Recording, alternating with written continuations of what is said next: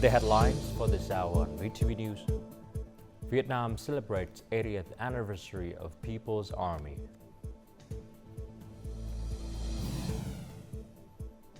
And agro-forestry businesses adapt to new regulations to boost exports. Later on in our news, EU summit Ukraine crisis is top priority.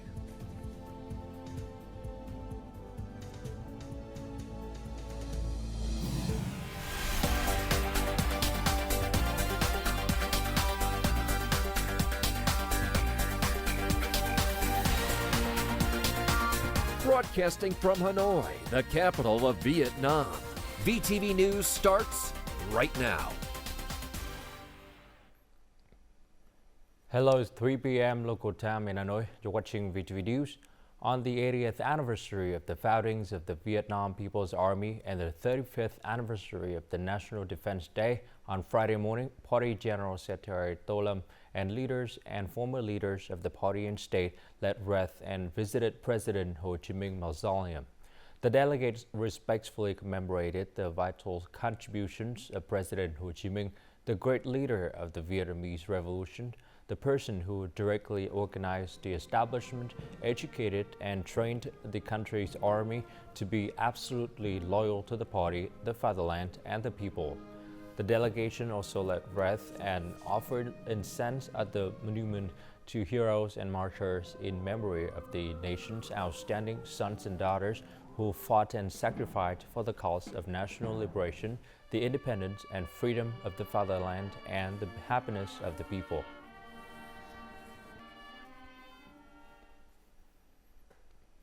On Friday, a special ceremony marked the 80th founding anniversary of the Vietnam People's Army and the 35th anniversary of All People's National Defense Day.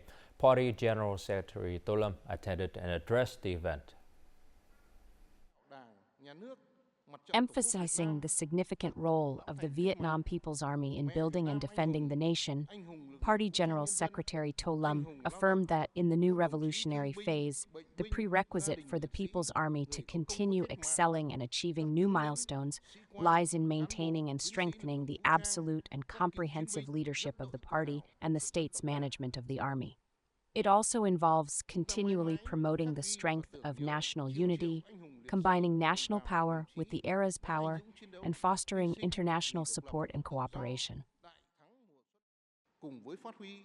Together with maximizing the combined strength for the cause of building and defending the country, we need to build a revolutionary, elite, and modern people's army which is also politically strong, loyal to the country, the party, the state, and the people.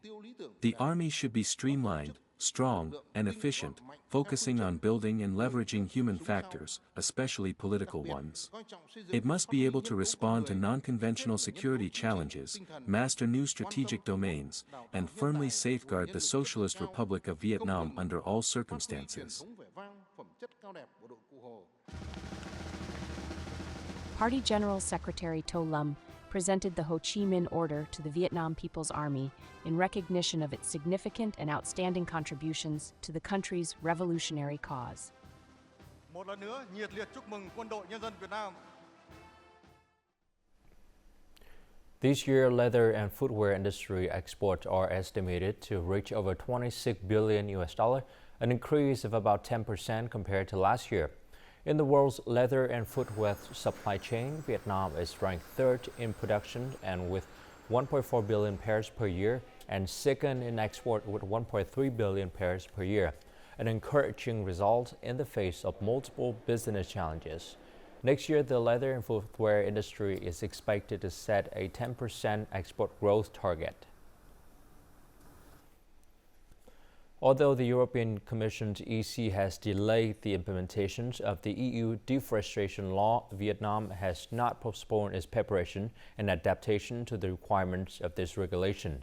This demonstrates the country's strong commitment to building sustainable supply chains that do not cause deforestation and meet international standards. This proactive approach will help Vietnam be ready to comply with the EU requirements, thereby strengthening its positions as a responsible, transparent, and sustainable agriculture product supplier in the international market.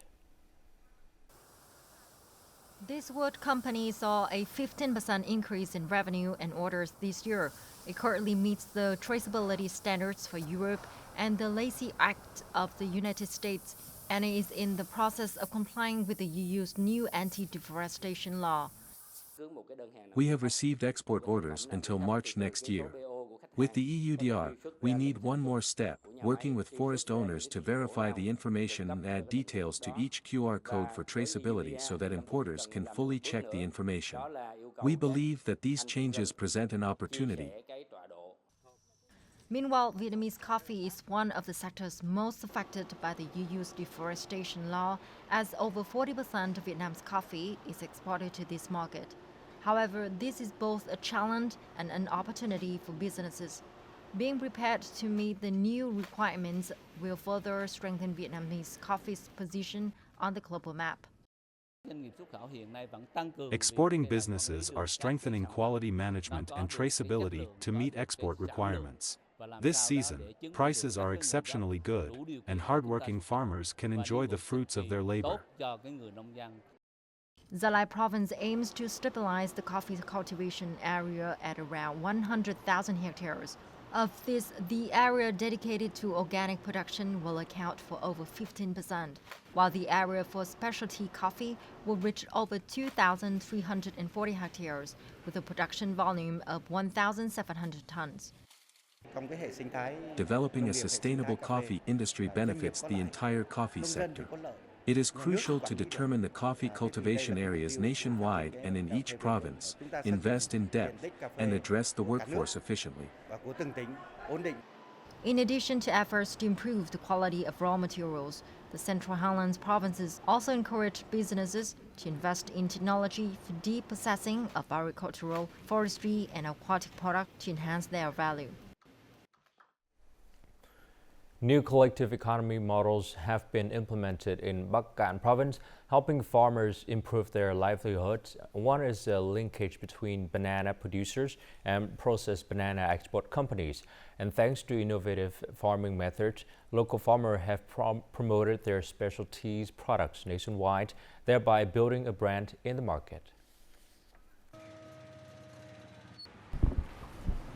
Hoàng Huynh Cooperative purchases about 70 to 80 tons of bananas every year, which has helped local farmers improve their income and promote banana products nationwide. Farmers entering into a contract with the cooperative will be guaranteed a selling price and output market. The selling price is never lower than the price both parties agree upon in the contract, even when the market price goes down. This way, farmers will no longer suffer loss of profits. To improve banana farmers' incomes, the cooperative also buys less appealing fruits, such as bananas with rough skin or unconventional shapes. These bigger bananas are processed into dry bananas. Meanwhile, the best fruits are sold in the market. The Bắc Cạn Provincial Farmers Association has disbursed nearly $20,000 to help local farmers expand their banana growing areas. After receiving funding from the Central Farmers Association, the Provincial Farmers Association allocated the funds to farmers. The funds have been used for the correct project. Thanks to the financial support of the Provincial Farmers Association, our business has been thriving. Thanks to the application of deep processing technologies, dry banana products can be sold at a high price in the domestic market. A large number of consumers mainly reside in northern provinces. The strong linkage between banana growers and the cooperative has changed the lives of local farmers.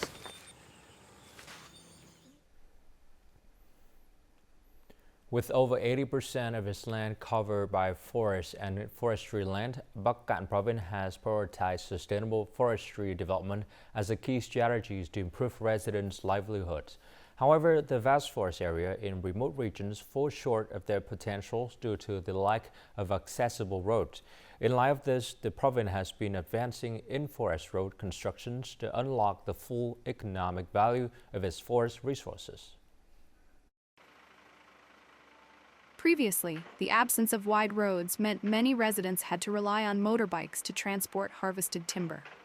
This limitation restricted the value of a hectare of harvested forest to a little over $3,000 USD, 80 million VND. Today, thanks to newly built forestry roads, these locals can use vehicles to access and transport timber. As a result, the value of acacia forest per hectare has increased tenfold. Previously, we mainly transported timber using buffaloes and horses, so the economic yields were significantly lower than they are now. The government has financed forestry road construction while encouraging residents to donate land for road development. To promote sustainable forestry development and enhance the value of forestry, Bukhan has prioritized infrastructure investment. The construction of forestry roads has produced encouraging results, improving locals' livelihoods and stabilizing their lives. The Provincial Forestry Road Project, approved until 2025, plans 272 routes totaling over 490 kilometers. To date, approximately 200 routes have been completed. However, this figure represents only a fraction of the target needed to develop an efficient forest economy. The demand for forestry roads across the locality, 2,000 kilometers, is relatively large. We will propose further investment in forestry roads to the People's Committee to boost socio-economic development. Many residents have built spacious homes funded by income from harvesting production forests. The impetus to plant, protect, and care for forests is gaining momentum in Bukhan, positioning the province as one of the nation's leaders in forestry growth and conservation. And before moving on to some other news, let's take a look at foreign exchange rate for today, December 20th.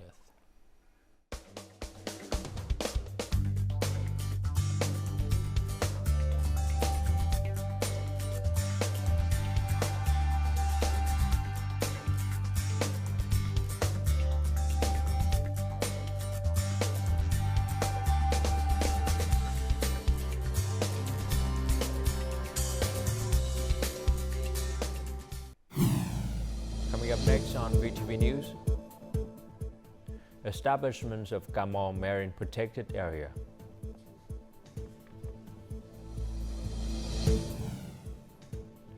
An ASEAN military band exchanged to celebrate Vietnamese Army's 80th anniversary.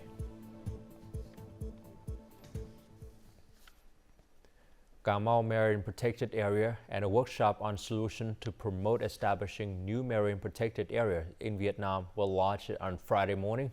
The Ministry of Agriculture and Rural Development's Department of Fisheries Surveillance organized the launch ceremony in coordination with the People's Committee of Gamo Province.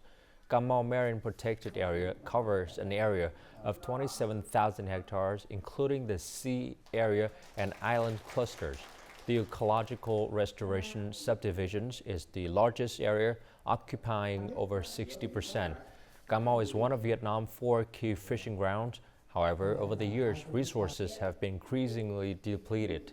Along with the implementation of regulations on prohibiting overexploitation, the establishment of the Marine Protected Area demonstrate the province's determination to conserve and restore aquatic resources and ensure stable and sustainable development for local fishery industries. Due to prolonged dry weather, a forest fire broke out Thursday afternoon in Bai Chai Ward, Quảng Ninh Province. As of noon Friday, the forest was still smoldering. The fire broke down in the hill area of Group 8, Zone 4, Bai Chai Ward.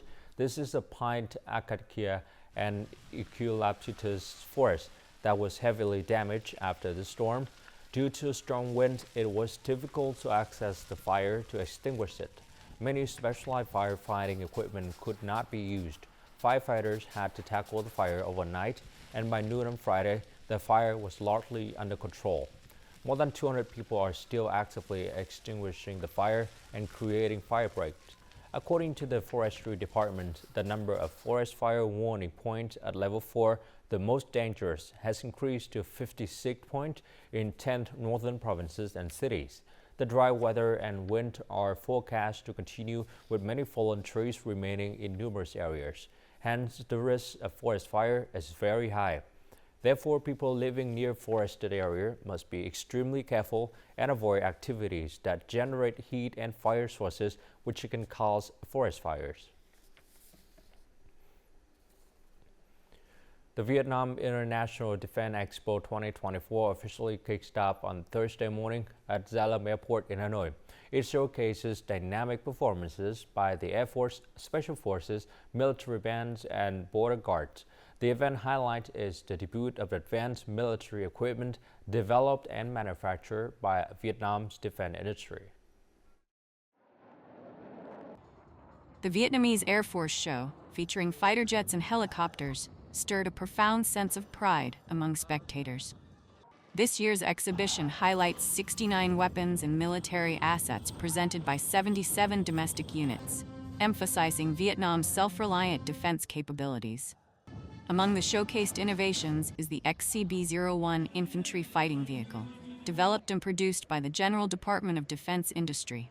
Armed with 4 missile launchers, the XCB-01 can neutralize heavily armored enemy vehicles. Our infantry fighting vehicle can navigate rough terraces and maneuver amphibiously. Its capacity is comparable to the US-made M113 and Russian BMP-1 armored tanks. Another highlight is the TP-150 aircraft, designed for basic training and patrol missions. We're moving forward step by step. Producing weapons cannot achieve success overnight, so we seek to learn from others as we progress. The military equipment and weaponry on display reflect Vietnam's commitment to building a modern, self-reliant, and dual-use defense industry. The Expo will continue with high-tech weaponry seminars, offering visitors a closer look at the nation's defense achievements. The Expo will be open to the public until December 22nd. On the 80th anniversary of the foundings of the Vietnam People's Army and the 35th anniversary of the All People's National Defense Day, an art event took place at the Thăng Long Imperial Citadel in Hanoi on Thursday. The capital's citizens enjoy spectacular performances by Vietnam military bands and those of other countries in the region. Hundreds of musicians from the Vietnam People's Army Military Band, the Vietnam People's Police, and military bands from Laos, Cambodia, China, Malaysia, and Myanmar created a spectacular night with meticulously staged musical performances. The parade along the nearby streets was the most impressive and highly anticipated part. Hundreds of people arrived early to await the parade.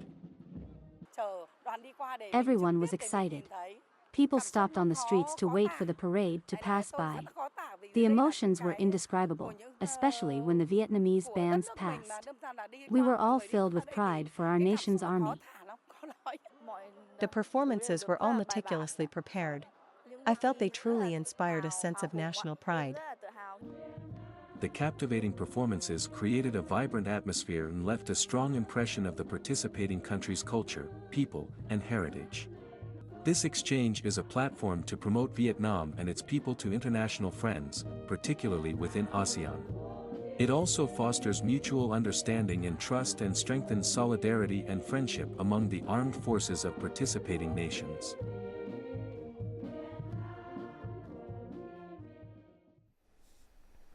Writing letter was integral to Vietnamese soldiers' daily life during active service. Wartime letters are filled with soldiers' deep love for their families and loved ones. They also include stories about tense confrontation with the enemy, the loss and pain of seeing comrades died, or diaries of narrating life on the battlefield. Therefore, wartime letters are profound evidence of Vietnam's heroic history and a testament to the courage and determination of Vietnamese soldiers. They have kept wartime memories alive in peacetime. In 1969, Phạm Ngọc Hùng volunteered for military service. Over 2 years later, he sacrificed his life on the battlefield, leaving over 60 letters to his family. My family received many letters from him, which he gave to the military units heading north. Many of his letters were found inside medicine vials as they drifted along rivers. Over 60 letters, marked with numbers and arranged in chronological order, tell how he grew up and bettered himself in the military. Despite the fierce war, all the letters still conveyed his strong desire for peace. Hùng believed that he would reunite with our mother. However, in his letters on May 1st, 1970, he said that his mother should be proud of his sacrifice for the fatherland if he did not return.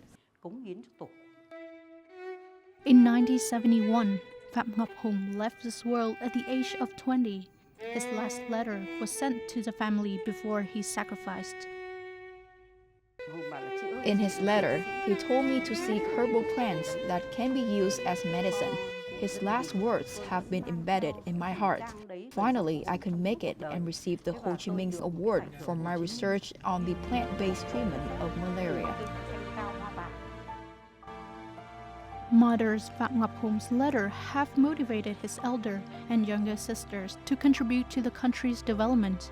The letters written during the years of separation were carefully preserved by his family as priceless memorabilia before being transferred to the Vietnam Military History Museum.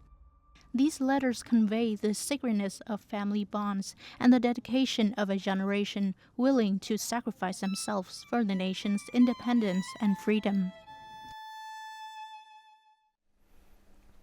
According to information from the Railway Transport George Stock Company, more trains will be deployed on some routes this state holiday. Specifically, there will be more trains between Ho Chi Minh City and Hanoi, between Ho Chi Minh City and Quảng Ngãi, and between Ho Chi Minh City and Nghệ An. From Hanoi, the railway will only add trains to Vinh, Nghệ An. The number of additional trains is equivalent to almost 10 trips from January 25th to February 2nd, 2025. In addition to the annual firework display on New Year's Eve, at this state holiday, people in Ho Chi Minh City will enjoy a 3D live show at the City People's Committee building. The city also plans many diverse state activities such as the State Flower Market, Nguyễn Huệ Flower Street Festival, Book Street Festival, and many other culture and artistic activities. Coming up next in our news. EU submit Ukraine crisis is top priority.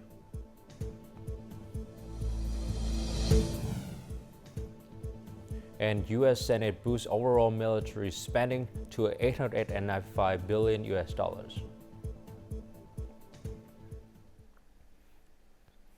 European Union leaders gather at a summit in Brussels on Thursday to discuss the situation in Ukraine with Ukrainian President Volodymyr Zelensky.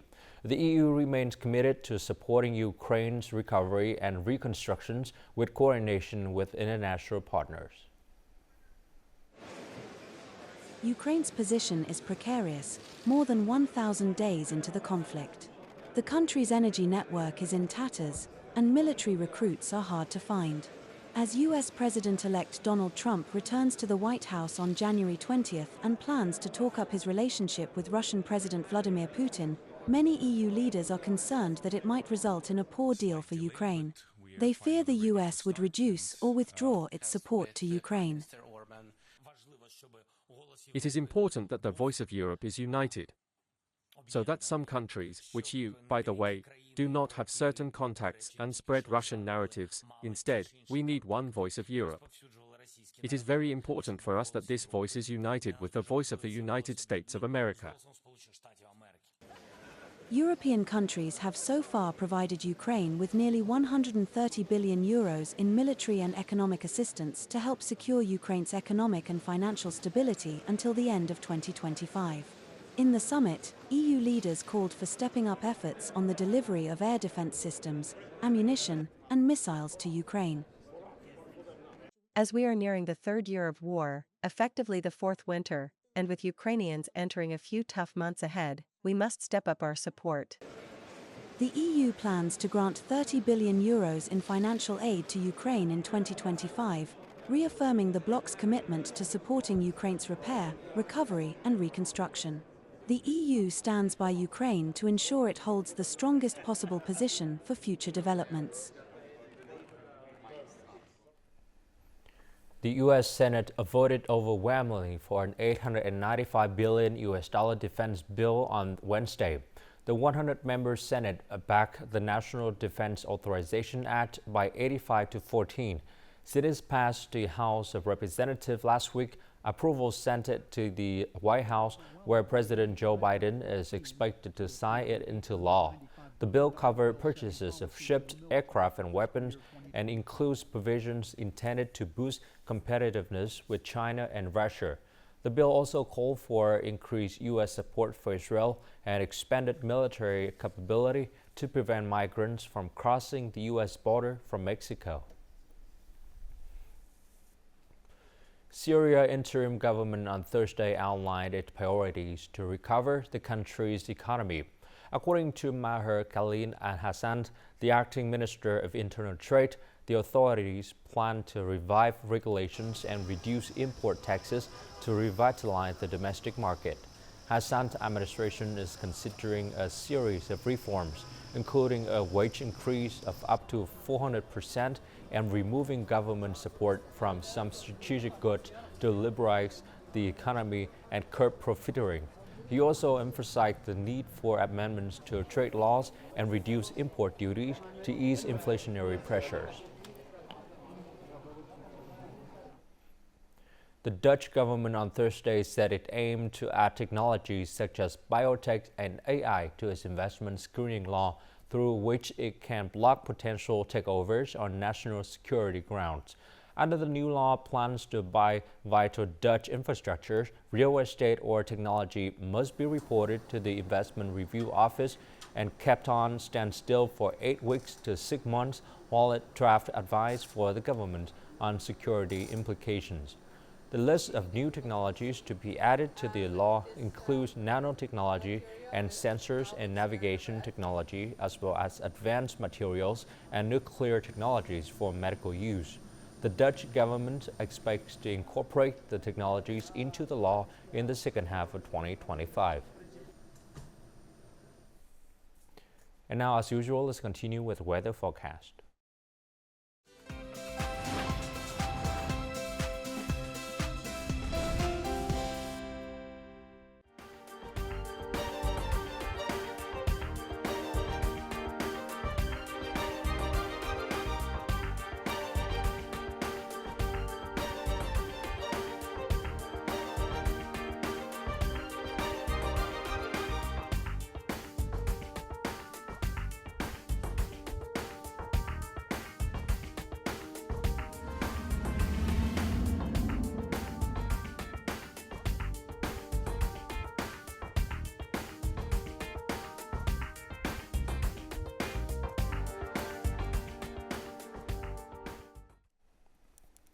And that's all the news for today. To rewatch our program, you can log on to VTVgo.vn or download our mobile application VTVgo. Thanks for watching and goodbye for now.